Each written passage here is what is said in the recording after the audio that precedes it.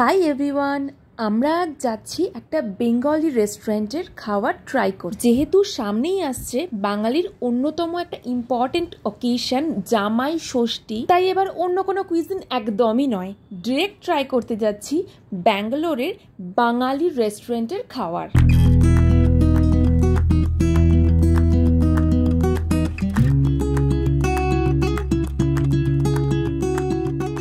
আজ চলে এসেছি ওজিয়ানোতে। ব্যাঙ্গালোরের অনেক কটার আউটলেট রয়েছে, কিন্তু আমরা এসেছি আমাদের নিয়ারেস্ট আউটলেটে, সেটা হচ্ছে ইন্দিরানগরের ওজিয়ানো। এই ওজিয়ানোটার এন্ট্রেন্সটা কিন্তু ভীষণ ছোট্ট, সহজে চোখে পড়বে না, কিন্তু ঢোকার পর এনভায়রনমেন্টটা সম্পূর্ণ আলাদা। তাহলে চলো দেখা যাক।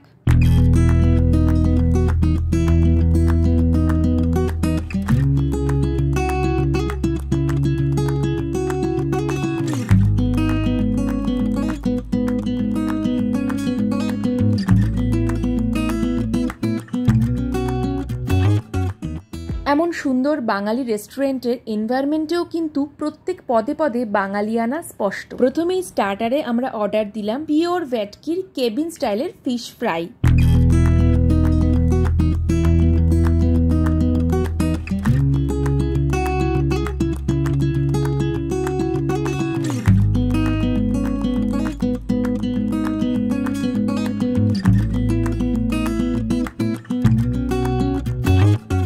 ফিশ ফ্রাইয়ের ভেতরটা দেখতেই পাচ্ছ কতটা ভর্তি ঠাসা মাছ, আর কোটিংটাও ছিল যথেষ্ট পাতলা। মাছটা খেয়ে বোঝাই যাচ্ছিল যে মাছটা একদম পিওর ছিল আর ভীষণ জুসি ছিল। আর হ্যাঁ, প্রত্যেকটা খাবারের দাম আর আউট অফ 5 কত মার্কস দিচ্ছি সেটা কিন্তু স্ক্রিনেই মেনশন করা থাকবে। নেক্সট এবার আমরা স্টার্টারটা কমপ্লিট করে চলে গেলাম মেন কোর্সের দিকে। মেন কোর্সে কিন্তু প্রচুর অপশনস ছিল, তো আমরা কনফিউজ না হয়ে এই সর্ষে চিংড়ির থালিটা বেছে নিলাম। থালিতে এলো ভাত, লুচি, আলু ভাজা, সালাড, ফুলকপি কষা, পেঁয়াজ ফোড়ন দিয়ে মুসুরির ডাল, চাটনি, আর যেটা মেন ছিল সেটা হচ্ছে সর্ষে দিয়ে চিংড়ি মাছ।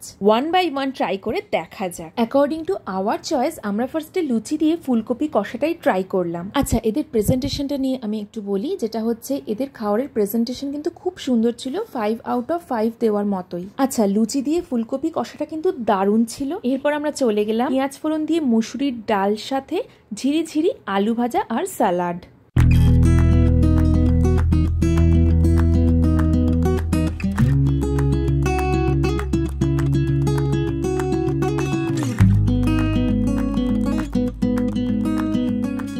এই ভাত দিয়ে মুসুরির ডালটা খেয়ে না পুরো মনে হচ্ছিল যে ঘরে বসে ফ্যানের তলায় ভাত আর মুসুরির ডাল খাচ্ছি। মানে এত ঘরোয়া রান্না আমি এর আগে ব্যাঙ্গালোরে কোথাও পেয়েছি বলে আমার মনে পড়ছে না। অসাধারণ ছিল। এবার চলে আসি মেন যে আকর্ষণ ছিল সেটাই, মানে সর্ষে চিংড়ি। 1 বোল চিংড়ি সর্ষেতে টোটাল 8 পিস চিংড়ি এরা প্রোভাইড করে। চিংড়ি মাছের পিসগুলো খুব ছোটও ছিল না, আবার খুব বিশাল বড়ও ছিল না, মিডিয়াম সাইজের ছিল।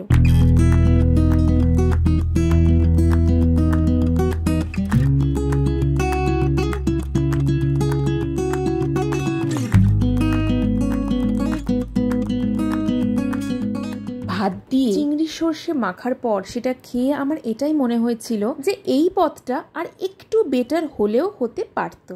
এরপর চলে এলাম টমেটো আমসত্ত্বর চাটনিতে। বাঙালির শেষ পাত মানেই হচ্ছে চাটনি, আর এখানে টমেটো আমসত্ত্বর চাটনিটা 5 out of 5 ছিল। মিষ্টি দিয়েছিল পারফেক্ট, আর থিকনেস ছিল অসাধারণ। বাঙালিদের খাওয়া দাওয়াটা না ঠিক রবীন্দ্রনাথ ঠাকুরের ছোট গল্পের মতন, মানে শেষ হয়েও হইল না শেষ। অ্যাকচুয়ালি মেনু কার্ডে আগেই আমি চিকেন বিরিয়ানিটা দেখে রেখেছিলাম, তাই এবার আমি আর লোভ সামলাতে পারলাম না, তাই 1 প্লেট অর্ডার দিয়েই দিলাম চিকেন বিরিয়ানি।